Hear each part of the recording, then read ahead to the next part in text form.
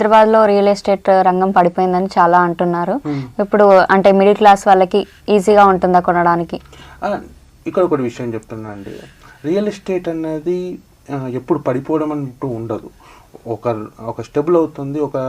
ఒక కొన్ని అంటే ఇప్పుడు ఫర్ ఎగ్జాంపుల్ ఒక గవర్నమెంట్ నుండి ఇంకో గవర్నమెంట్ మారినప్పుడు కాస్త నెమ్మదిస్తుంది, లేదంటే కొన్ని ఇలాంటి చర్యలు తీసుకున్నప్పుడు అవగాహన లేకపోవడం వల్ల కాస్త స్లో అవుతుంది. కానీ అంతేకాని పడిపోవడం అన్నది ఎప్పుడు జరగదు.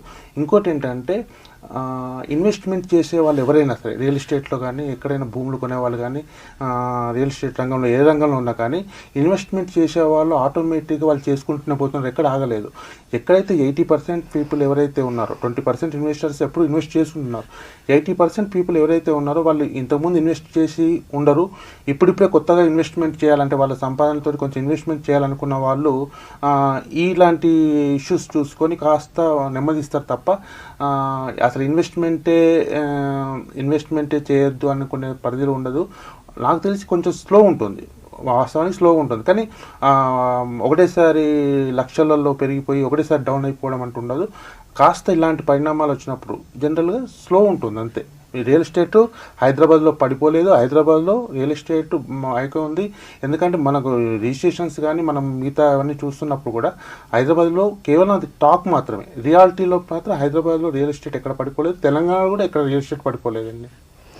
Okay, middle class families investment భూముల పైన చేస్తే బాగుంటుందా, హౌసెస్ తీసుకుంటే బాగుంటుందా? జనరల్గా అంటే వాళ్ళు పీపుల్ ఎవరైతే ఉన్నారో ఇన్వెస్ట్మెంట్ చేయాలనుకుంటే మీరు దేని మీద చేస్తారు అంటే ఉండడానికి చేసుకుంటానేమో డబుల్ బెడ్రూమ్, త్రిబుల్ బెడ్రూమ్ తీసుకోండి. అంతేకాని వీళ్ళు కోట్లలో ఇన్వెస్ట్మెంట్ చేసేసి విల్లాస్ అట్లా అనుకొని దాని మీద ₹1,00,000 వరకు మీరు ఈఎంఐ కట్టుకుంటూ అంత బర్డెన్ పే చేయడం కన్నా ల్యాండ్స్ మీద ఇన్వెస్ట్మెంట్ చేస్తే ఏంటంటే అప్రిషియేషన్ ఎక్కువ వస్తుంది.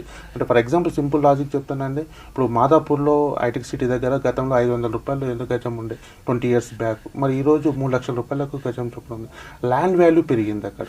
సో నేనేమంటే మధ్యతరగతి పీపుల్ మీరు జీవితాంతం సంపాదించిన సంపాదన ఇన్వెస్ట్మెంట్ చేయబోతున్నారు కాబట్టి ఓపెన్ ఫ్లాట్స్ మీద కనుక ఇన్వెస్ట్మెంట్ చేస్తే మీకు బర్డెన్ ఉండదు, ఈఎంఐల గోళ ఇవన్నీ ఏమి ఉండవు కాబట్టి తర్వాత అప్రిషియేషన్ కూడా ఎక్కువ వస్తుంది. కాబట్టి ల్యాండ్ మీద ఇన్వెస్ట్మెంట్కి నేను ఎక్కువ సజెస్ట్ చేస్తాను.